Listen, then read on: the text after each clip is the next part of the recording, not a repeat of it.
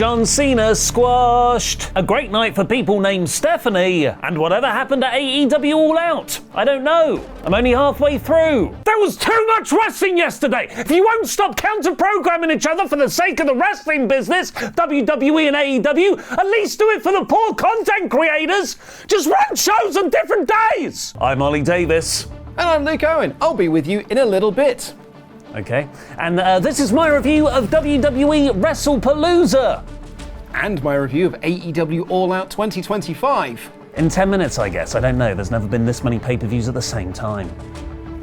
Support WrestleTalk! Give us a subscribe. WrestlePalooza kicked off the ESPN era with a new opening sting, which was more about advancements in broadcast technology than it was the actual wrestling, starting with 80s grainy TV footage, going into clean HD streaming, and then ending with a stadium full of fans yeeting towards the stage, like it's a massive cult where its followers worship the Prime bottle and the Papa John's logo. This went into a video package honouring WWE's new corporate partner, who, remember, are the true customers of WWE now, not us, ESPN, which was also more about advancements in broadcast technology than it was for the actual wrestling. Take shots for Hulk Hogan body slamming Andre the Giant, a shot of young ringside announcer Vince McMahon, and a Triple H voiceover reminding us that WWE is scripted. It ended when Trips appeared on camera to then say sports is entertainment, for him to then appear in the sponsored covered ring welcoming any new people to WWE, ESPN and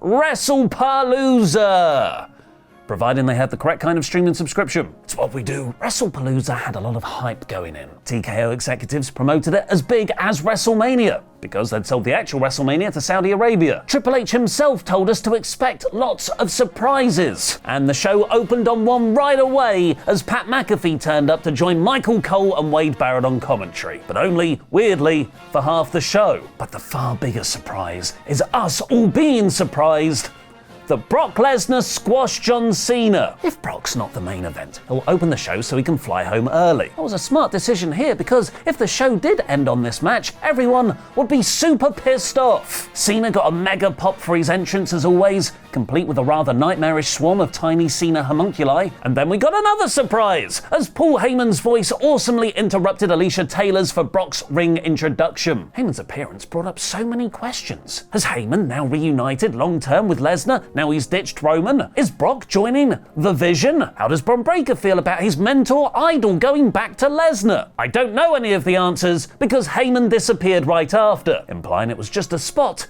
to pop the moment. As expected, Cena and Lesnar lent into their classic SummerSlam 2014 match, with Brock forcing a tour of Suplex City right away. Cena fired back and hit 3 AAs for a near fall. Lesnar replied with 3 F5s. And a 4th, and then a 5th, and then a 6th, and then he pinned Cena to win as a kid cried in the crowd. In 2025, on John Cena's retirement tour, with only 5 dates remaining, Brock Lesnar squashed him in about 9 minutes. It's what John wants though. Brock then F5'd the referee and Cena one more time. The crowd clapped John as he walked battered back up the ramp. I actually predicted Brock would win this match, because WWE have brought him back to be a big deal. That means he beats Cena here, so he can be a bigger attraction in 2026 when Cena's gone. I can see the logic. But it's just another incident in Cena's woefully booked retirement year. Adam Pearce made LA Knight the special guest enforcer referee on the pre-show, so the officiating here for the Usos versus the Brons was admirably lax, with Knight turning a blind eye to the multiple chair spots. As we all know though, chair spots are far less dangerous than electromagnetic fields. So thankfully this match specifically had EMF protecting technology on the ring posts, as brought to you by WWE's EMF protection sponsor, which begs the question, if EMF is so dangerous, why aren't all the matches protected? Maybe that's why Cena lost. Everyone's phone signals weakened him. The action got really fiery in the final third, but weirdly, I feel like I've seen this match a bunch of times already, which I kind of have, on Raw, every week, for the past several months. Just versions of it with one different person. Jay showed his meaner streak throughout, but avoided hitting Knight because of his refereeing status. Breakker speared both Usos through a table, and Reed hit a tsunami on Jay to win. This is a great way to put over the Brons, particularly Reed. It was odd how the Usos weren't really protected in defeat, showing how strongly WWE is pushing the Vision and how they likely see Jimmy and Jay as single stars. I don't see how you build a rematch off this. Stephanie Vaquer beating IYO Sky to become the new Women's World Champion was by far the best match of the night. It was 20 substantial minutes of solid technical wrestling and an effectively simple story. Vaquer hit a dragon screw on IYO off the second rope, leaving IYO to sell her leg. It meant she couldn't get up to the top rope quick enough to hit a moonsault, giving Vaquer time to get her boots up. IYO unwisely pulled down her knee pads to do more damage to Vaquer, but that backfired when she missed another moonsault, hurting her knees even more and letting Vaquer hit an excellent spinal tap to win. This was a great face versus face match. It'll be interesting to see the fallout on Raw with Vaquer's next challenger and Asuka's jealous friendship with Sky. When Brock vs Cena opened the show, I figured the intergender tag match would be the main event, as it's been by far the best built match on the show with the added attraction of AJ Lee's first match back in 10 years. But it went on here second to last. It was the longest on the show, going 30 minutes, and was loads of fun with several great spots, like AJ's first hot tag, AJ hitting a sliced bread moonsault combo on both Seth and Becky, dual submission spots, dual pedigrees, Punk hitting a great stomp on Seth, and a big spill through the announcer's table outside. Lee submitted Becky in the finish, the first time Lynch has tapped since the 2019 Royal Rumble, surely setting up an Intercontinental title match between them. The only spot that didn't really work was the main instance of a man hurting a woman when Punk got Becky in a sharpshooter. It was like the crowd didn't quite know what to make of Punk beating up a woman. It's like, well, he's not hit her like he said he wouldn't, but is a submission a hit? While the majority was very fun though, I feel like there was a better dramatic story to tell here. The intergender back and forth had campy house show vibes, which wasn't the tone those great Becky versus Punk segments initially set up. I thought they really missed out on not focusing the drama on AJ's previously injured neck, and showing Punk conflicted between wanting revenge and protecting his wife. Never mind that bollocks though, here's The Undertaker on a motorbike. He drove down the ramp and started chatting to Stephanie McMahon, who was suddenly randomly in the front row of the crowd. He awkwardly joked that he sees her everywhere, and then surprised her by saying she'll be the first inductee of the 2026 Hall of Fame. Taker's awkwardness aside, this was very well done, and Stephanie's reaction was very sweet. But remember, this is pro wrestling. To think this was anything other than a work is to forget the whole point of it. It was in this moment, though, when I realized this was probably the surprise Triple H had teased, and it didn't quite fit. Telling someone they're going into the Hall of Fame in September is like telling someone you've bought their Christmas presents in June. I mean, thanks? But what am I supposed to do with this information? I'm guessing they rushed it forward to have something of note to announce on the ESPN event, because there sure wasn't anything to write home about in the main event. There was part of me that thought it was odd Cody Rhodes versus Drew McIntyre was going on last. Yes, it's for the WWE title, but this has probably been the least focused on match of the card. Maybe that means there's a chance there's a huge angle to kick off the ESPN era, and Drew wins the championship with a returning smashing machine Rock. Nope. Drew lost to Cody in the same way he always loses to people, with it being someone else's fault. The referee screwed McIntyre over twice, first being late to count a visible 3 count, and then stopping him hitting the Claymore into the announcer's desk, technically a legal move. Drew missed and hurt his leg instead, letting Cody hit a crossroads to win. And that was the show! It all suddenly felt very Saturday night's main event. This was billed as a mega event. It was fun, but it was also a mostly average, very self-congratulating show. That might be okay on a $15 Netflix or Peacock subscription. I don't think people will pay $30 for that kind of experience long term. WWE WrestlePalooza is 60%. What you need instead for real value for money is 14 matches. Why is there no in between anymore? What happened to a 7 to 8 match card? Speaking of, here's Luke Owen with a review of AEW All Out. Yeah, hot tag, man.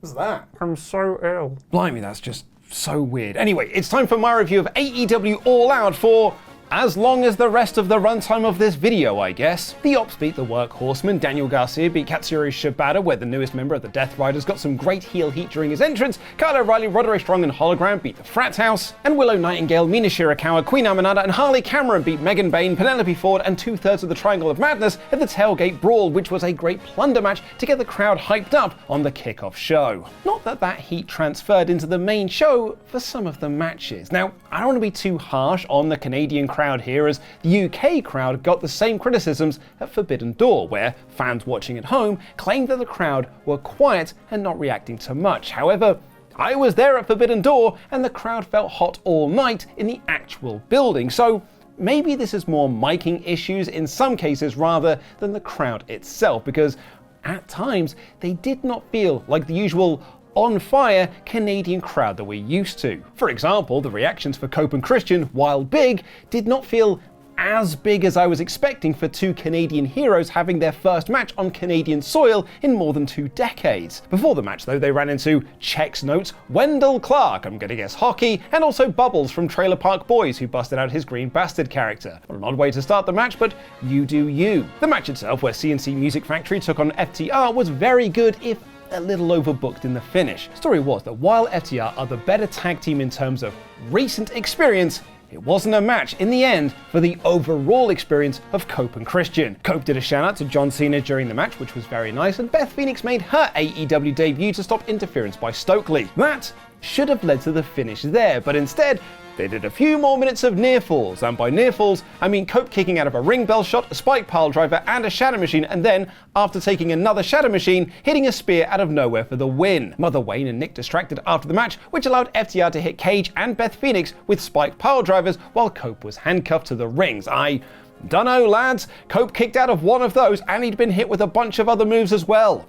I'm sure they'll be fine. Eddie Kingston made his return to AEW by beating Big Bill in a perfectly fine, if a little sloppy match. This wasn't the best of Eddie nor Bill, but it was nice to see Kingston back. Brian Keith got in the ring afterwards, but Hook came out for the save, so it looks like the two New York guys are going to be a team now. The crowd were more up for Mark Briscoe versus MJF in a tables and tacks match, which might feature the most thumbtacks I've ever seen in a wrestling match. I had a hell of a lot of fun with this, as both guys took sick bumps into the tacks and through the tables. MJF teased a tombstone off the middle rope through a table with thumbtacks on it, but Mark reversed and hit a froggy bow to a standing MJF through that table, hit another froggy bow, and the J Driller for the win. Great, silly fun. Jerry Lynn continues to be the biggest reason to tune in for Collision, as he arranged for Max Caster and Anthony Bowens to have a tag match, and Ricochet and GOA, now named The Demand, beat the Hurt Syndicate. This was wonderful Hoss action between GOA, Lashley and Shelton, and Ricochet was there to take all the big bumps and ragdoll around. It's not to say that Ricochet looked weak, he actually got the defiant win for his team, but as the smallest man in the match, he was perfectly placed to take all the big back body drops and such. This was the most I've enjoyed Hurt Syndicate in a while, and particularly enjoyed it when Bobby and Shelton were working with Bishop Khan and Toa Leona. Mercedes Mone and Riho had a really good match that was hurt by the lack of heat, and Mone retained with a lung blower and Mone Maker. Story was that Mone didn't take Riho seriously as a challenger, and that was her undoing, so had to resort to cheating to win. By this point, I'd felt that All Out had been a perfectly cromulent show. Nothing bad, but nothing outstanding either. And then, Kazuchika Okada defended the Unified Championship against Konosuke Takeshita and Mascara Dorada in a frankly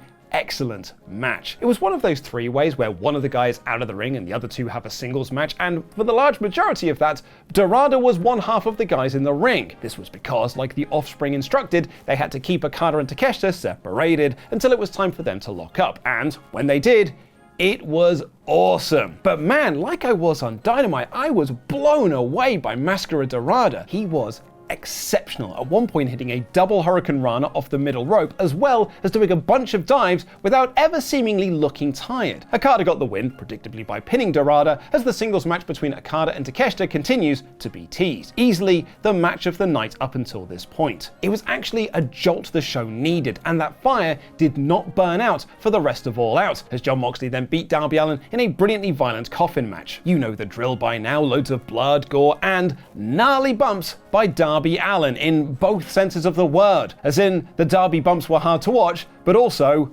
rad. Sign of the night goes to this person, whose birthday it was, so happy birthday. You got to see Darby Allin stab Jon Moxley with a fork. Mox sent his troops to the back, and Danielson, who was great on commentary all night, stayed true to his word that he wouldn't get involved. What he did, however, was casually move his bag to a spot that was very close to Darby Allin. Who's to say if that was intentional interference or not? In that bag was a smaller bag, a plastic bag, that Mox had used to take out Bryan Danielson, but what he couldn't have planned for was the return of Pac, who gave Allin a razor's edge out of the ring into a coffin. He threw Darby into the coffin in the ring, and Mox kicked the lid closed. This sort of thing isn't for everyone, and I totally get that position. But it is for me, and I really enjoyed it. Later in the show, Darby got out of said coffin and put Mox in a body bag and set it on fire. Yeah, I'll be honest, that's a bit too far for me. What wasn't too far for me, though, was Bryan's selling of Darby losing. He was deep in thought, almost as if he knew he would have to lace up his boots for the first time in nearly a year. The great action continued as Toni Storm defended her Women's World Championship against Jamie Hayter, Kris Statlander, and Tekla. Unlike the three-way earlier in the night, this was all four women in the ring at the same time for the majority of the match, and it was awesome. Tekla in particular was great, hitting 3 consecutive spider suplexes and then doing her spider walk until Toni Storm stomped her in the vagina. Going into this match, I was fully expecting Storm to retain to build to the singles match between her and Hayter, and a lot of this four-way was built around those two finally squaring off. So imagine my surprise when Kris Statlander used the seatbelt to get the pin and win the title. It's an interesting development as Stat is definitely a babyface, celebrating with Harley Cameron afterwards, but the advice to use the seatbelt both times she's won from it came from Wheeler Yuta of the Death Riders. The crowd were totally shocked by the finish, and I'm excited to see where it goes next. We then had another four-way, this time with double the amount of people and ladders, as Brodito defended the tag team titles against the Young Bucks, Jet Speed, and Josh Alexander and Hechicero of the Don Callis family. This was as wild as you would expect, with very creative ladder spots, and given the amount of multi-man ladder matches we've had over the last 25 years, that is a hell of an achievement. The ouchiest of the ouchie spots saw Speedball do his moonsault knees off a ladder onto Hechicero onto a ladder bridge, ouch, and Brody King murder Speedball with a pile driver off the apron through a different ladder bridge. Ouch! Brodito finally got the win in a match that I enjoyed far more than I was expecting, because look, I thought I was at a point where I was tired of multi-man ladder matches. I feel like I've seen a bunch of them this year alone, but this got enough time for all the guys to shine, enough times for the spots to get over, and enough time for the win to feel important. The Bucks were all mad and upset in the ring when all was said and done, and Jack Perry made his return to AEW by attacking them. The Bucks managed to get the upper hand though, but a video played and revealed it was indeed Jack Perry who brought Luchasaurus back to life, and Jurassic Express reunited, and it feels so good by taking out Matt and Nick. Crowd went nuts for the reunion and popped big for the Jungle Boy music. And the main event saw Hangman Page retain the AEW World Championship over Kyle Fletcher in what can be best described as a superb main event. You know what I mean? Like when a great match doesn't feel like just a great match, but a great closer to a wrestling pay-per-view, a true main event in the truest sense of the word. Back in 2017, I saw Aussie Open wrestle for the first time, and I fell in love with them as a team. I was a Mark Davis mark, but man, Kyle Fletcher was so good. I then saw him and Jordan Devlin at Super Strong Style 16 have the best match of the day, and again thought, this kid's incredible. When Davis got hurt in AEW, I remember saying on the WrestleTalk podcast that I hoped that Fletcher didn't just get sidelined as the tag guy because his partner is out, because he really does have main event potential, and he put it all on display here, and Hangman Page was the perfect dance partner for this style of match and storytelling. Both men sold their necks, which impacted both of their games, and they had tributes to their rivals of the past like Kenny Omega, Swerve Strickland, and Will Ospreay, and while it looked like Fletcher had the upper hand after a devastating brainbuster, Page had so little on his strikes left, he managed to reverse a brainbuster into the exposed turnbuckle and hit a deadeye and a buckshot for the win and retention. If anything, you could argue that Fletcher exposing the turnbuckle, a very Don Callis plan, was his downfall. If he'd have just stayed on Page when he was down and not resorted to dirty tactics, perhaps he'd be the world champion right now. When Hangman Page lost in the main event of All Out 2019, it was the first chapter in his ascent to being the guy of AEW. I get the feeling that it's the same story for Fletcher at All Out 2025. A fantastic main event to a great show. The second half was better than the first, and 5 hours, which does not include the pre-show by the way, is far too long for a pay-per-view. But there's one thing to say for a show of this quality that goes as long as this.